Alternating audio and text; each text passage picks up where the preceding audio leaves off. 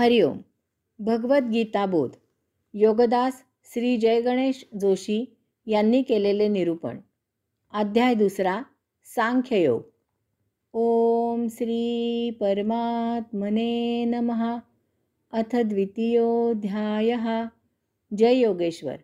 परम आत्म्याला नमस्कार. अध्याय 2. श्लोक क्रमांक 41. व्यवसायात्मिका बुद्धिः एका इह कुरु नंदन. बहुशाखाः हि अनंतः च बुद्धयः अव्यवसायिनाम. कुरुनंदना, या मार्गाचा अवलंब करणारे दृढ बुद्धीचे आणि ठाम मताचे स्थिर आचरण करणारे असतात. परंतु जे अस्थिर स्वभावाचे असतात त्यांची बुद्धी दृढ नसते आणि ती अनेक मार्गांनी फाटे फुटलेली असते. समबुद्धीचा योग मार्गाचा अवलंब करणारा साधक स्थिर बुद्धीचा असतो. तो बुद्धीने प्रथमतःच योग्य अयोग्य ते विचाराने निवडतो. एकदा योग्य मार्गाची निवड झाल्यावर तो त्या मार्गाने निश्चयाने वाटचाल करू लागतो. ठाम आत्मविश्वासाने त्याचे मार्ग आक्रमण करणे चालू असते. त्याची स्वतःवर, निवडलेल्या मार्गावर आणि योगेश्वरावर नितांत श्रद्धा असते. त्याचा बुद्धिभेद होऊ शकत नाही. स्थिर बुद्धीचा साधक त्याला अनेक मार्ग दिसत असूनही त्यातील एकाच मार्गाची निवड करतो. त्याच मार्गाने शेवटपर्यंत वाटचाल करतो. अनेक मार्ग दिसत आहेत म्हणून तो गोंधळून जात नाही. दुसरा मार्ग माहीत झाला म्हणून तो उगीचच त्याने निवडलेला मार्ग सोडून देत नाही. दुसऱ्याच्या प्रभावाखाली येऊन स्वतःचा मार्ग बदलत नाही. त्याची धरसोड वृत्ती नसते. कदाचित थोड्या धीमागतीने असेल, परंतु तो मुक्कामी निश्चित पोहोचतो. तसेच तो अर्ध्या मार्गावर प्रयत्न सोडून देत नाही. यश मिळेपर्यंत प्रयत्न करत राहणे हा त्याचा स्थायी स्वभाव असतो. असा हा कर्मयोगी साधक निश्चितपणे यशस्वी होतो. समबुद्धीची स्थिरता भक्तिमार्गी साधकालाही फार उपयुक्त असते. असा समबुद्धी भक्त योगेश्वरावर नितांत श्रद्धा असणारा असतो. तो योगेश्वरात स्थिर होतो. ज्या उपास्य देवदेवतेवर त्याची श्रद्धा असेल त्याची उपासना तो मनोभावे करतो.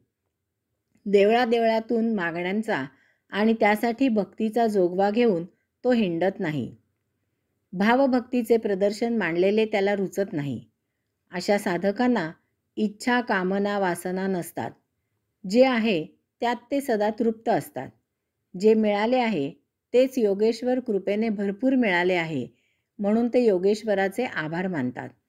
पोटापलीकडे त्यांचे मागणे नसते. असेलच तर एकच इच्छा असते, ती म्हणजे योगेश्वर मिलन.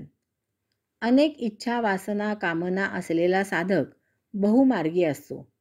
त्याला एका गोष्टीला एकाच वेळी अनेक उपाय सुचत असतात.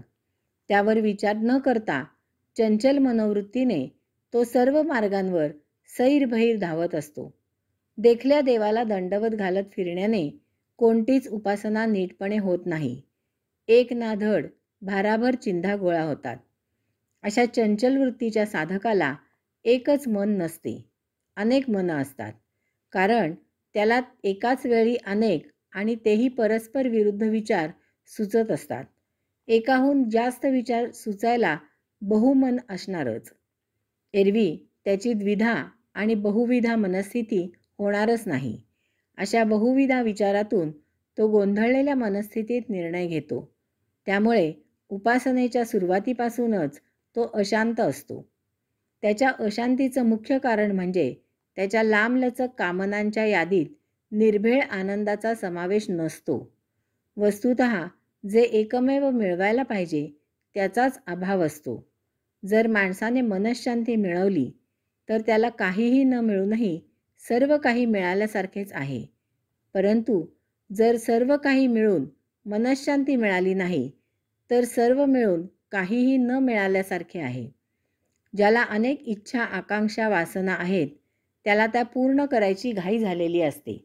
अशावेळी तो जे सुचेल, जसे सुचेल ते कोणी काही सुचविल त्याप्रमाणे इच्छा, वासनांच्या मागे धावत सुटतो. शेवटी अपयश पदरी येते. हरिओम.